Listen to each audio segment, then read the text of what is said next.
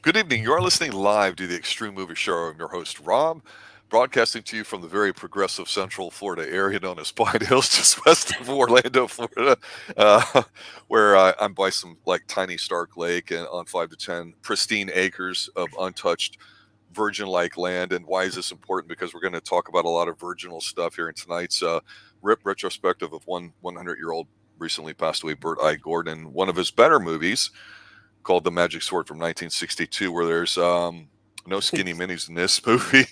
Guys, I gotta say, as a kid watching this, remembering it, going, you think it was all at that time, I was fascinated by a lot of Burt I. Gordon's films because you would have it where it's super cheap. I'm telling you, this is one of the first people to do the micro budget mayhem nonsense. And as a kid, when you see like a real spider, but somehow there's these camera tricks to make it look really big, like crawling over a house or eating people, you know it's fake, but because it's a real spider, it just looks good. And we've talked about here on the Extreme Movie Show how we love practical effects and stunts.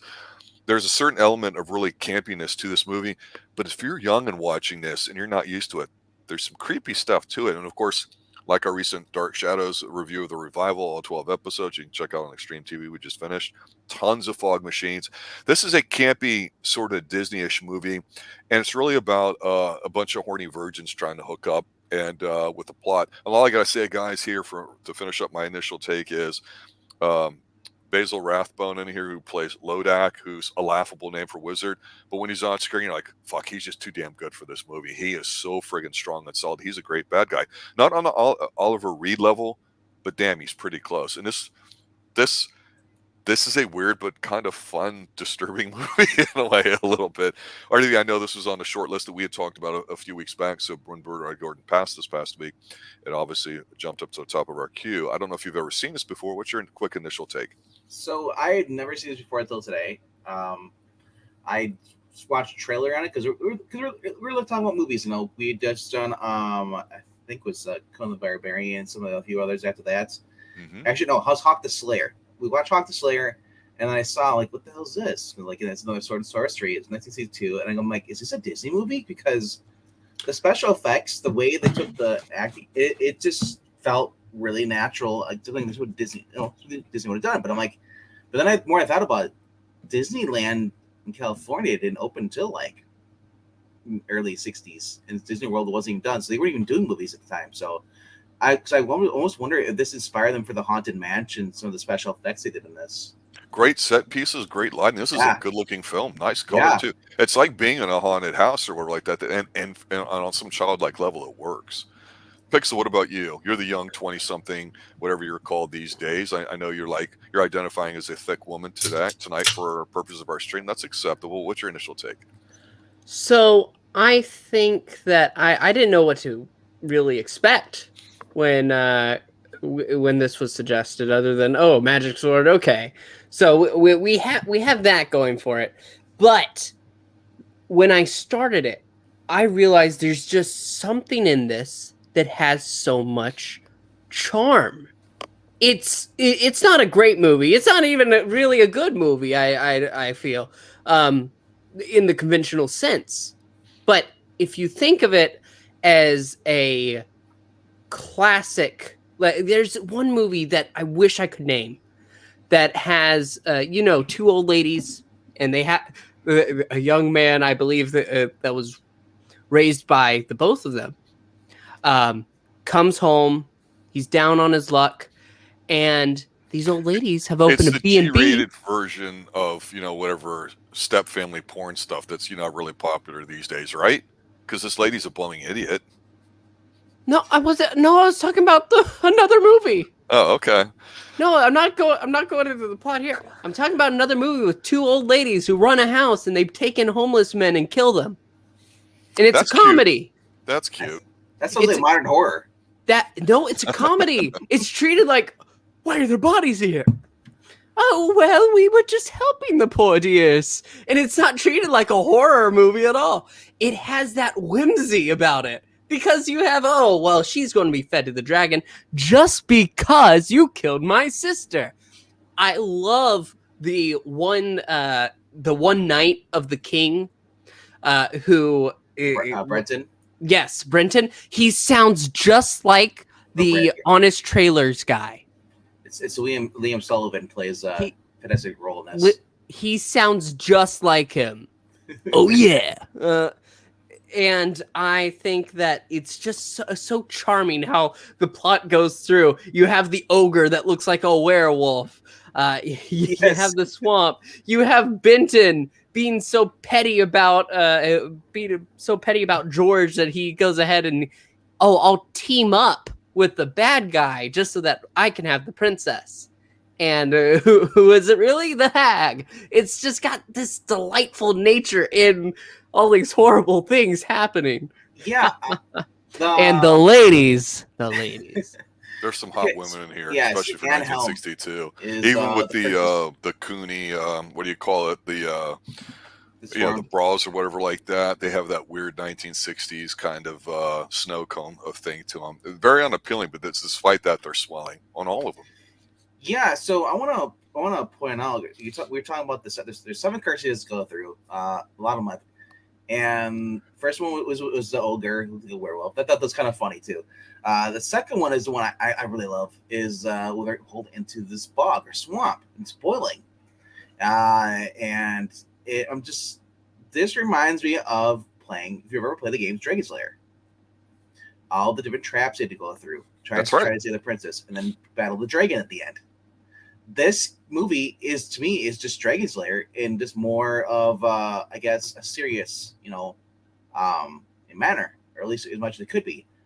And Gary Lockwood, most of you probably know him if you're like 50 and up. You know him from $6 Million Man. Today would be 60 million.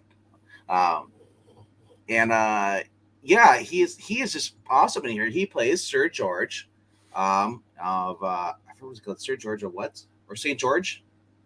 Yep. Yeah, and it's supposed to be like it's supposed to be like I guess it's a spin off or off of the tale, because there's a British tale about St. George. And this is supposed to be loosely based off this movie is loosely based off that tale, that fairy tale.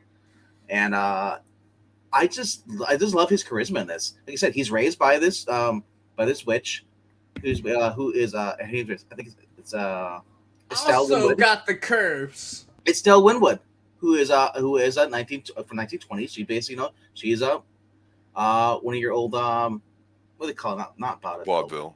Yeah, was it vaudeville? Okay. Vaudeville turn of the century, and then silent film types.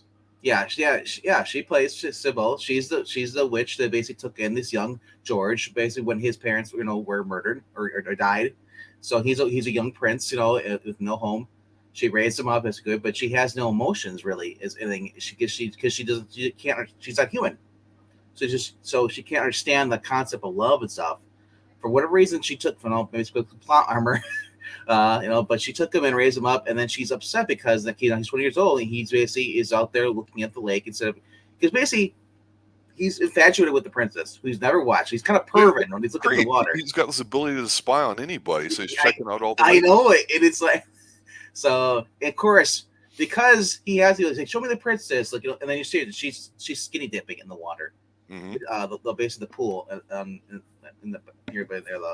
We were robbed. Yeah. So the last time we saw anything like this was it Beastmaster? I am Dar.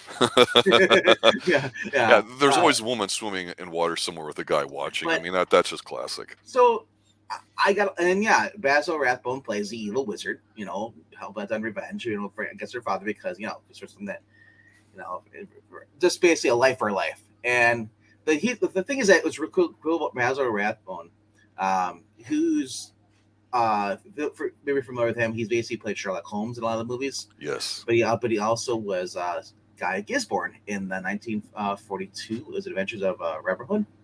So he's been he's a very we talk about Vincent Price on here, but I love Basil Rathbone just as much.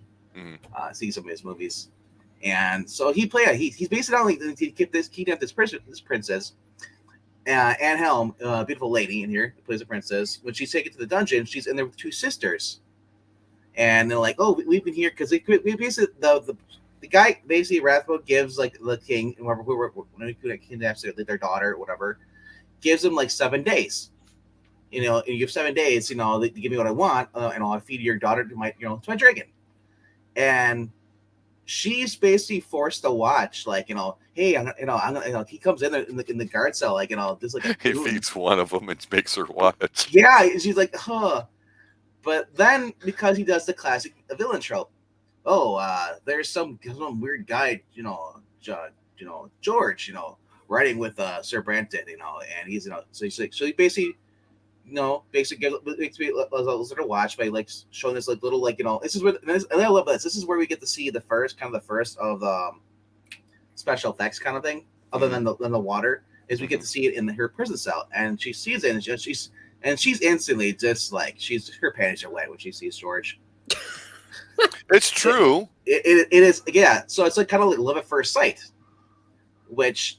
Well, she's complaining at the pool to her really hot redheaded girlfriend that, hey, I wish I could be like you and bang the stable boy and this guard. Right. She's like, I can't even look at him. And she's like, well, that's the curse of being a princess or whatever like that. She's like, yeah, I just want to go out and bone. Yeah, like I said, I just love this film. It's not your typical film that I'd watch, without, because just by president, but like Princess said, he's looking at it, he's like, what am I getting into? I have no idea. It's kind of iffy. But when I saw the trailer, though, I was like, oh my gosh, this feels like an early 60s Disney movie.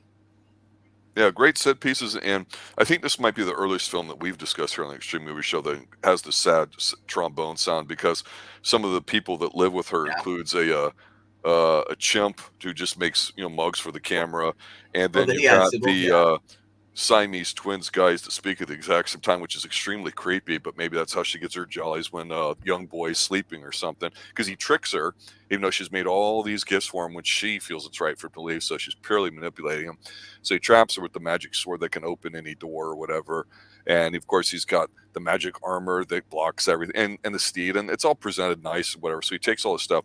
But the cool concept are these 7 dead fighters from different countries that help him out. And my big quibble with this is, and then I'm serious about it, there's absolutely no way in hell, no matter whether it's Scottish, Irish, French, Spanish, whatever the other ones were, there's absolutely no way the Frenchman should live before the Spaniard. It's absolutely unbelievable. I lost all hope for this film when Pedro, whatever his name is, died early on. It's ridiculous. But after some of the 7 trials, as they get through it, we find out that the king's guard, who says, no, I just want to go by myself. One may travel where 500 may not. All these stupid kinds of lines. And we find out that about halfway through this film, he's not exactly on the up and up. He wants to go by himself because he managed to somehow get Lodac's ring, which, means Lodac needs it to be more powerful.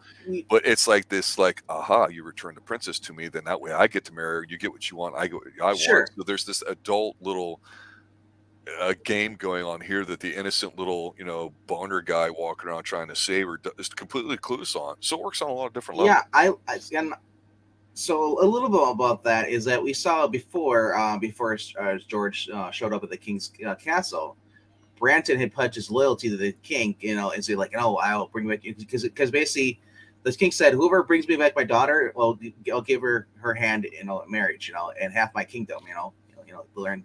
And so he's like, "Oh, sure, yeah." Basically, Branton wants the princess for himself. He's got ambitions. He wants to be a king. So of course he's gonna sabotage these group. But I love like all the knights, their personalities working together. It's like I mean the King Arthur thing. They're like loyal to him, to George in this, and George being like, he's kind of like the King Arthur. He's got the magic sword and everything. He's got the magic armor. He's got the horse and all the swift horse is magic. Everything, because basically Sybil was going to give George his 21st birthday all these presents. But he basically because he wants to go save the princess and he needs this stuff. He basically tricks her and traps her into this basically this dungeon kind of or parts or storage area beneath the floor, and it takes her like halfway through the movie for her to break out, and she kind of does it to shelf dance, and so there is some comedy in this, especially by Estelle, and so I love all the way through this the loyalty, the companionship of all the knights to each other. Ironically, I don't think from different countries. I think they would all hate each other because they're kind of warring back then. Yeah.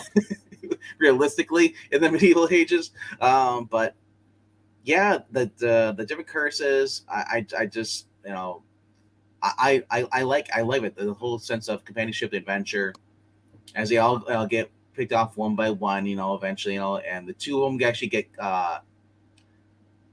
burned alive. Yeah. I was like, oh my gosh, this is like Disney, and then it's all of a sudden it's like, yeah. Just remember, we're not Disney. Yeah. So I was like, oh my, their skins are peeling up, and then they just vaporize. And then that's not even like the most crazy part in this movie. Is the princess when she's one night she's in herself by herself, and these two, like, I guess you call them dwarfs, come in. And I'm thinking, and they start kind of like, I'm making like this is Pixie Palpatine or Pixel going, Hey, and going up to him and like, and they back her in the corner, but then she outsmarts him, locks him in the room, goes down. She's gonna make her escape. She can't open the front doors because they're magically locked. So then she goes around, she goes to another door, and that door's locked too. And then all of a sudden she sees these people that are like in these little shrunken people. And think of like Gulliver's Travels, that size, and like really tight in a cage. You're like, help us, free us. And it's like, and then she turns around and she sees all these like different monsters, like creatures, sitting and having like breakfast or whatever lunch, at these tables behind her that weren't there, not even a second ago. Veritable rogues gallery of weird looking individuals. Oh, she's going crazy, and this is not. You can tell this is where we get our main director. This is the kind of creatures he would do in his movies. And it's his signature, like, I guess you look, by those creatures, by the way they look, the heads, and stuff. But some are like cone heads almost, in a sense. They're really deformed looking heads, and just looking weird looking monsters, and just formed lady. And she's she's just kind of like, she looks like Skeletor. And she's like, oh, eat up, master would be happy to, like, they're gonna eat like the people. Apparently they shrink down people and eat them. Or something like that. I don't know, but that is just so trippy, the mind stuff. And then of course she's freaking out, and then she goes to the door and she tries again, and then here's Rathbone. He opens the door, actually opens up, and then he basically disappears, and then he's standing there in front of her, and he's like, let's take you back to the cell. And he's just so overly, like, just powerful in that role, yeah, so it's just kind of a trippy movie, but like I said, I love it. It's just kind of, it's like Dragon's Lair, in a sense. Yeah. Which was heavily inspired. It was made by the Disney animators. Yeah, boom. Yeah, and dude, as I said, I love the soundtrack. I love the opening credits. I miss movies with doing the opening credits like this. Because remember you've watched the early Bond movies. They put the credits at the beginning. Well, even the Hammer films, which we've covered here on the Xtreme Movie Show, kind of a similar opening with the heavy in-your-face orchestral score and all that. And this definitely has it too. So it's, like I say, it does look good and it sounds good. Yeah. But Pixel, I got to shift this over to you, because the one last thing we'll talk about here before the close of the film is, as aggravated I was as the Frenchman surviving over the Spaniard, because that no way, shape, or form should ever happen in real life or on film. I do appreciate the trap that Lodac set for one of the last remaining nights there too, and it's when he goes to the house and he just sees some really gorgeous, beautiful French woman singing Lara Jata, kind of hopping and skipping across the road like that, and he follows her and they start making goo eyes at each other and making out and stuff. This is very Dark Shadows-ish. I thought. Girl's just incredibly gorgeous here, and you're going, 1962, my God, why wasn't she in more? Because this lady was not in a lot, except maybe Return of the Fly and a few other things. What's your take on this? Because obviously you were inspired by the optics of this movie. No, I mean, it was definitely a good choice for a trap for one of the men, because, I mean, you're in medieval times. You have maybe 30-year lifespan before you are past your due date.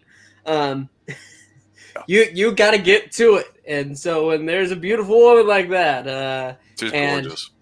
Yeah, it's not his fault that she turned out to be an ugly hag.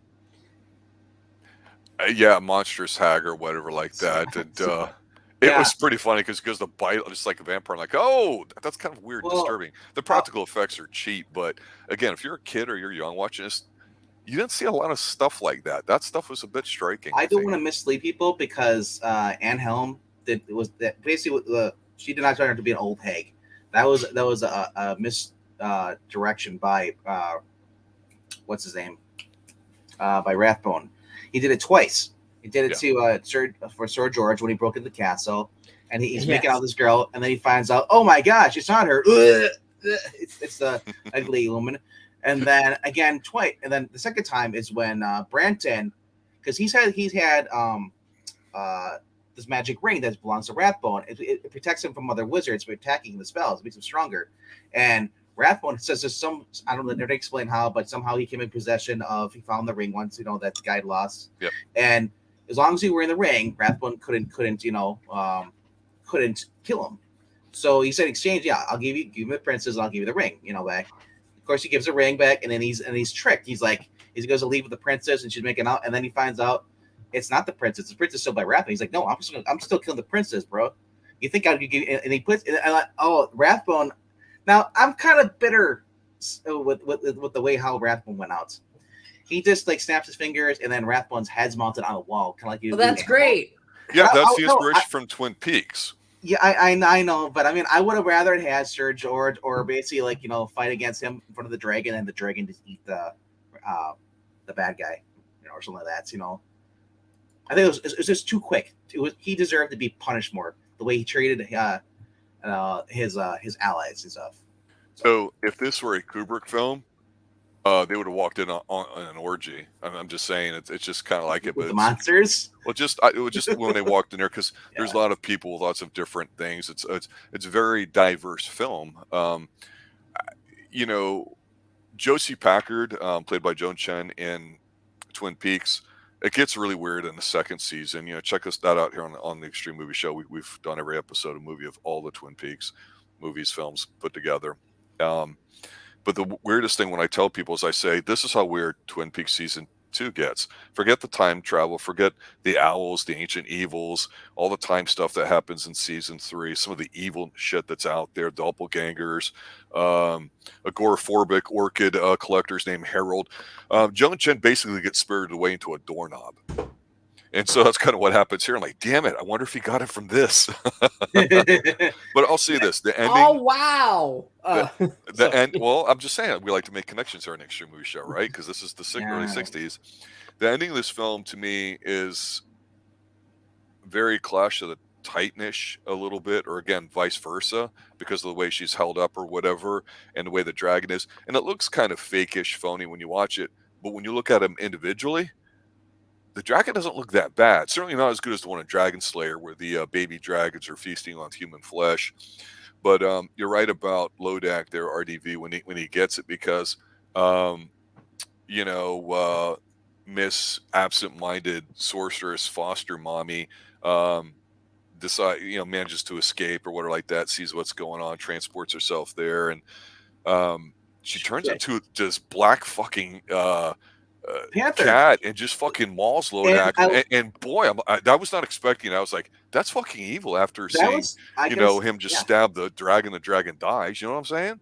Yeah, because now this is the callback to basically, if you see early in the movie, she does a party. She does a parlor trick she used to do to try and cheer up George. Yes, she tried to do it, and he's like, I'm just bored of that trick.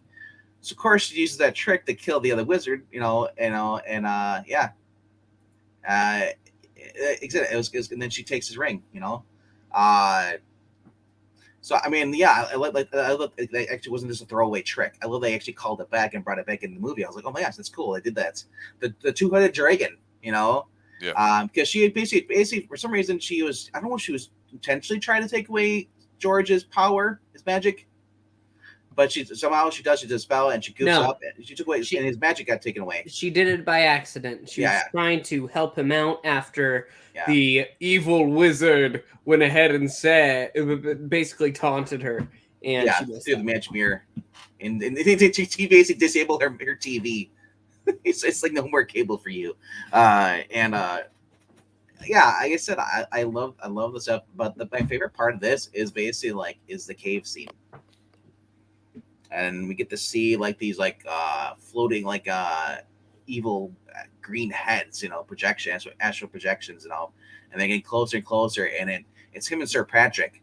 Sir Patrick's trying to be he's the Irish one, I believe, yeah, because there's a Scot, an Irish, then there's the French, and then there's the Italy. Spaniard, and all yeah, that, the Spaniard, yeah. It's like Captain Diversity. Who calling you? And it's like at the planet, everybody's from a different kind of country. Like our powers combined. We're Captain Europe. But so it was. Like I said, it was kind of cool. I love that that scene. Patrick obviously bites the dust. He tries to strike at one of the things, and it's basically you see his soul get pushed out, and he opens the passageway that had been magically sealed, and he allows Sir George to get away. But then we see cast down to his body. His body's left there, motionless, dead. Let's go around with our final thoughts and the observations we have on film. Honestly, I think this is one of the best movies I've seen that was not made by Disney. I don't know if I would put it like that. No, it got like a 4 something out of 10 on IMDb. I don't understand it because it actually is a good movie. Listen, is that I don't want to interrupt, Vinkman. Do you have more that you wanted to say? That anything I see Pixel says about this movie being bad after me, he's wrong. I just want to say that it's a really fun movie. I think that it's a movie you can definitely have a good time with. Like I said, it's very whimsical in its nature. The props, the CGI, it's not great, but it has an old film charm to it. Like for its time, though, would you agree though the props fit? I mean, yeah, of course, for the time the props fit. So yeah, I needed my positive dwarf sidekick though, like in gore. Dwarfs? Well, in the Grimm fairy tale, the 7 dwarfs did a lot worse. That's no way. I know, I'm kidding. I'm joking. But no, I think you can definitely have a good time with it. It's. I don't think it's a great film. I don't even really think it. It's a passable film. I don't think I could say it's really good. Oh, this is a really good film. No, it's a very fun film, and you will enjoy yourself. Yeah, I think it's a fun film too. I think if you treat it like one of those types, it's going to be a good, entertaining watch. It's not going to be something that disappoints you, but it's a type of movie they don't make anymore. It's a bit of adventure, a bit of a fantasy to it, but it's simple, it's basic, and this is what Burt Gordon did really well, and that's kind of why we wanted to cover one of his more popular films. He's done a lot of them, especially with creatures getting really big. I've talked about how there was always a big push in the 50s, man versus nature, when animals attack kind of thing started with, hey, if we make them really, really big, or people really, really big, we can see what kind of havoc they would do on something. And Godzilla, of course, is the Asian version of what we had over here. A lot of it comes from Burt Gordon. So you've probably seen films, if you watched a lot of films or had them on TV and you don't even know about it. That's just how long he's been around too, especially with the schlocky sci-fi stuff from the 50s and 60s. It's a decent film. It's worth watching once, especially if you're a fan of this channel and what we'd like to cover on here. I would recommend it. I think all three of us are saying that we do too, in some form or another. Yeah, Mystery Science Theater 3000 covered it in 1982, and it was Tom Servo and the guy Joel. They both said it surprisingly it's a good film for when what's this guy? Especially for some of the stuff they covered back then that was in public domain. That's they're why it shocked them. They're like, oh my gosh, this is actually a good film. And then they covered it again on Rift Tracks in 2015. So those are also available on Tubi. So if you're looking for this movie, it's free to watch on Tubi and Tubi TV. And you can also watch the Rift Tracks version there too. Or if you just want to watch the Rift Tracks version, which is available on Amazon Prime. I actually, after watching this, I loved it so much, I went and bought it on Blu-ray. So I'm getting shipped from Amazon. There you go. Wow. Blu-ray. Wow. 4K. Sorry, 4K. 4K Blu-ray. If I I have things that I would definitely be getting on physical media if I had either a DVD player or the money. But I don't think this film would be one of them. I grew up with stuff like Pete's Dragon, so this kind of always reminds me when I see kind of it's good. It's kind of like special effects. Yeah. So it has a special place in my heart, at least. And it's got that whimsy, like I said. Yeah. And there you go, ladies and gentlemen. Magic Sword 1962, Bird Eye Gordon. Check it out. It's a nice introduction to the type of films that he has. I think you'll enjoy it a little bit. So looking forward to continue our Wayward Pines review live. Yes. Next week we'll be on episode 2. We just wrapped up episode 1, so that's dropped. You guys can check that out. Anything you need to plug, guys? I just want to go ahead and say, if there's any reason to watch this film, watch it for the thickness. 2 C's. That's what the kids say. Alrighty then. Have a good night, everybody. Thanks for watching, listening. As always, stay extreme. Thick. Thick princess.